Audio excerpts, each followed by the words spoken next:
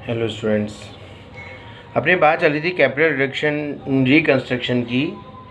Capital reconstruction में मैंने आपको बताया था कि पहले कि आंतरिक पुनर्निर्माण निम्न प्रकार से किया जा सकता है। अंश पूंजी में परिवर्तन करके, जिसके बारे में बात हो चुकी, अंश पूंजी में कमी करके, ये वाली बात चल रही है अपने।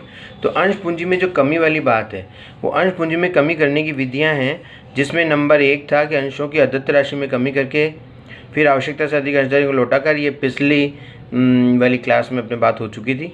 और फिर अब प्रदत्त अंश पूंजी में कटौती करके। अब इसमें देखिए, जब एक कंपनी विभिन्न कारणों से निरंतर हानि की स्थिति में चल रही हो, तो उसकी बैलेंस शीट में संचित हानियां कृत्रिम संपत्तियों के रूप में दिखाई देती है। संचित हानियां इस प्रकार होती हैं। क्या होता है कि अगर कंपनी बहुत सालों से घाटे पे चल रही है, तो उसकी बैलेंस शीट में आपको ये दिखाई देंगे एसेट्स के रूप में, कृत्रिम संपत्तियों में। Preliminary profit and loss account का debit balance, preliminary expenses, discount on issue of share and debenture and deferred revenue expenses.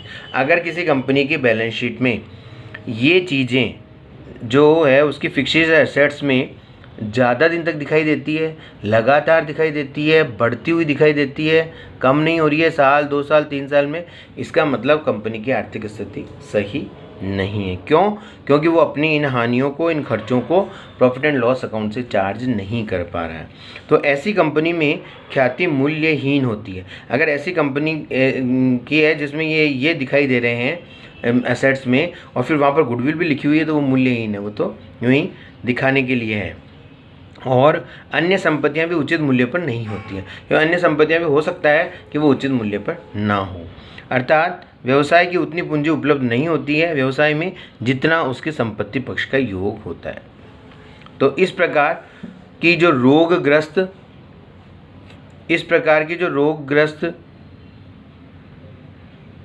Company की शल्य चिकित्सा पूंजी कटौती कार्यक्रम, कैपिटल रिडक्शन प्रोग्राम के माध्यम से की जाती है। इस कार्यक्रम में नष्ट हुई पूंजी को अपलिखित कर दिया जाता है तथा अंशधारियों से नई पूंजी प्राप्त करने का प्रबंध किया जाता है। तो कंपनी अधिनियम 1956 की धारा 100 के प्रावधानों का पालन करते हुए कैपिटल रिडक्शन प्रोग्राम तैयार किया जाता है। इसके अंतर्गत अंशधारियों के समक्ष उनका प्रदत्त अंश पूंजी में से त्याग का प्रस्ताव रखा जाता है। एक कैपिटल रिडक्शन प्रोग्राम बनाते हैं फिर, और जहाँ पर इस तरह की आपकी कृत्रिम संपत्तियों के रूप में दिखाई देती हैं ज़्यादा, तो वहाँ पर कैपिटल रिडक्शन प्रोग्राम अकाउंट बनाते हैं। और कैपिटल रिडक्शन प्रोग्राम अकाउंट में अंशधारियों के समक्ष एक प्रस्ताव रखा जाता है त्याग का, कि भाई आप अपनी अंश पूंजी में से कुछ छोड़ दें। कुछ छोड़ दें का मतलब है कि 100 रुपये का शेयर है, उसको अब आप ऐसे ही माने कि आपका 70 रुपये का शेयर, मतलब 30 रुपये छोड़ना। तो इस प्रकार त्याग का प्रस्ताव रखा जाता है। और यदि हानियां बहुत अधिक हों तो लेनदारों व ऋणपत्रधारियों को भी त्याग के लिए सहमत किया जाता है। अगर मान लीजिए ज़्यादा हानियां हों तो फिर लेनदारों से भी मिलते हैं, ऋणपत्रधारियों से भी बात करते हैं, और सभी से कहते हैं कि भाई आप कुछ न कुछ अमाउंट थोड़ा सा कंपनी के लिए छोड़िए, अपना अधिकार समाप्त कीजिए, ताकि कंपनी एक कैपिटल रिडक्शन प्रोग्राम अकाउंट बनाकर और इसको घाटे की स्थिति से फ़ायदे की स्थिति में लाने का प्रयास करें। अब आप कहेंगे कि सर ऐसा वो क्यों मानेंगे, लेनदार और ऋणपत्रधारी, और वो क्यों मानेंगे कि भाई हम छोड़ें ये? वो मान सकते हैं, क्योंकि उनको जब ये पता चलेगा कि अगर हम कुछ नहीं छोड़ते हैं तो कंपनी तो वैसे भी घाटे में जा रही है, तो वैसे भी ख़त्म हो जाएगी, और कंपनी का अगर समापन हो जाएगा तो वैसे भी हमें कुछ भी नहीं मिलेगा, या मिलेगा तो बहुत कम मिलेगा। तो फिर क्यों ना हम एक इस तरह का प्रयास में सहयोग दें कि भाई इन्हें जो कंपनी की घाटे की स्थिति से निकालकर अगर लाभ की स्थिति की ओर ले जाने का प्रयास कर रहे हैं, तो हम थोड़ा थोड़ा छोड़ दें, लेनदार छोड़ दें, थोड़ा 25% छोड़ दें, ऋणपत्रधारी 25%, तो ऐसा हो सकता है। तो इस प्रकार पुस्तकों में कैपिटल रिडक्शन अकाउंट या रिकंस्ट्रक्शन अकाउंट खोला जाता है, और लेखांकन निम्न प्रकार से होता है। नंबर 1, अब जैसे परिस्थितियाँ होंगी उस आधार पर जनरल एंट्रीज हो जाएगी। नंबर 1, जब अंशों मतलब प्रेफरेंस या इक्विटी शेयर का अंकित मूल्य घटा दिया जाए। अंकित मूल्य जब घटा दिया जाएगा, मतलब जो 100 रुपये का शेयर है उसको 90 रुपये कर दिया जाएगा, या 100 का 80 का कर दिया जाएगा। तो ओल्ड डेनोमिनेशन 100 रुपये शेयर कैपिटल अकाउंट डेबिट पुरानी पूंजी से, टू न्यू डेनोमिनेशन आ जाएगा 80 70 जो भी हो उससे, नई पूंजी से, और बाकी का पैसा जो कैपिटल रिडक्शन अकाउंट में चला जाएगा। 100 रुपये मान लो यहाँ आते हैं और 80 यहाँ होते हैं, तो 20 रुपये बचे ना, वो कैपिटल रिडक्शन अकाउंट में चल जाएंगे। मतलब कैपिटल रिडक्शन अकाउंट को एक तरीके से आप ये मान लीजिए कि ये एक फंड इकट्ठा करने के लिए कटोरा है कंपनी के पास में। वो कटोरा, उसमें वो अंशधारियों से भी पैसा मांगती है, वो भी आता है, और जो लेनदार छोड़ेंगे, जो डिबेंचर होल्डर्स छोड़ेंगे, वो सभी उसी कैपिटल रिडक्शन अकाउंट में जाकर पैसा जमा होगा। और जब वो जमा होगा तो उस अकाउंट को फिर डेबिट करके, और फिर जो भी ये अपनी कृत्रिम संपत्तियों के रूप में जो ये हानियाँ दिख रही हैं या खर्चे दिख रहे हैं, उनको अप्लिकेट कर दिया जाएगा। यही है, तो कैपिटल रिडक्शन अकाउंट में ये पैसा आ जाएगा। नंबर 2, जब अंशों के अंकित मूल्य में परिवर्तन न करके उनका प्रदत्त मूल्य घटा दिया जाए। मान लो या तो अंकित मूल्य ही बदल दें, अंकित मूल्य बदल देंगे जब तो 100 रुपये की चीज़ 70 की हो गई, तो 100 का यहाँ आ जाएगा, 70 यहाँ लिखा हुआ जाएगा। लेकिन ये कह रहा है कि अंकित मूल्य में परिवर्तन मत करो, बस ऐसे ही कह दो उनको कि भाई थोड़ी बहुत आप शेयर कैपिटल हमें छोड़ दो, अंकित मूल्य उतना ही रहने दो।